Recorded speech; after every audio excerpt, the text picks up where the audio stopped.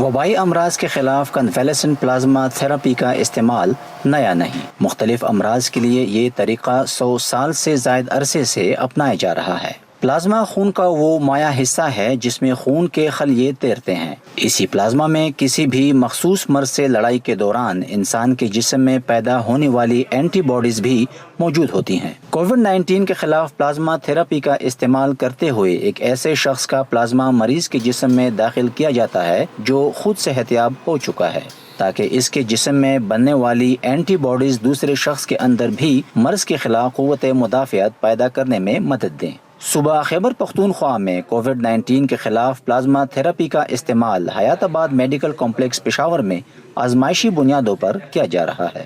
ایک ڈونر سے تقریباً 900 ml پلازما جو ہے وہ لیا جاتا ہے، اور باقی جو بلڈ کے ایسینشیل کمپوننٹس ہیں جیسے ریڈ بلڈ سیلز ہیں اور باقی ہیں وہ واپس ڈونر کو مل جاتے ہیں تاکہ ان کی اپنی صحت پہ بھی کوئی فرق نہ پڑے. ایک ڈونر سے جو کلیکشن ہوتی ہے وہ 2 ریسیپینٹس کو فائدہ پہنچا سکتی ہے. کووڈ-19 سے صحت یاب ہونے والے کے جسم سے پلازما نکالنے میں تقریباً 90 منٹ لگتے ہیں. ڈاکٹرز کے مطابق صحت مند ڈونر 2 ہفتوں کے بعد دوبارہ بھی پلازما عطیہ کر سکتا ہے. ICU میں جو ہم پیشنٹس دیکھتے ہیں ان کی حالت دیکھتے ہیں، جو جن کو کمپلیکیشن ڈیولپ ہوئے ہوتے ہیں تو وہ بہت ایفرٹ کرتے ہیں اس کے لیے، بریدنگ کے لیے، اور مطلب ان کی حالت بہت خراب ہوتی ہے. تو ان کو دیکھ کے بندہ کہتا ہے کہ میری وجہ سے کسی کی جان بچ سکتی ہے، کسی کو فائدہ ہو سکتا ہے. حیات آباد میڈیکل کمپلیکس میں اب تک 20 سے زائد افراد پر یہ طریقہ استعمال کیا جا چکا ہے اور ڈاکٹرز کے مطابق نتائج تسلی بخش ہیں.